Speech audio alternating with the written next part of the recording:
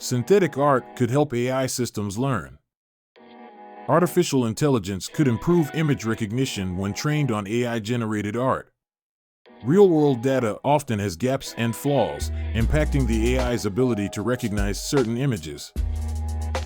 AI generators like DALL-E 2 and Stable Diffusion can create photorealistic images from text descriptions, offering more control over image content.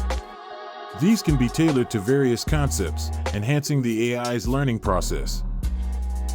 The StableRep learning technique was developed using images generated by Stable Diffusion from text captions.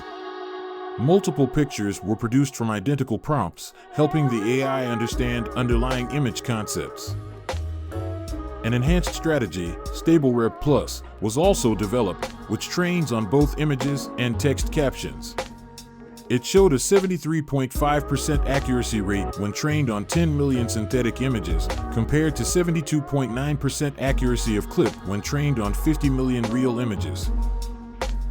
One possible explanation for the better performance with synthetic images is greater control over training data. However, potential concerns include hidden biases within uncurated data and legal issues around data copyright. AI art generators are currently relatively slow and not always accurate in matching text prompts, potentially affecting image quality.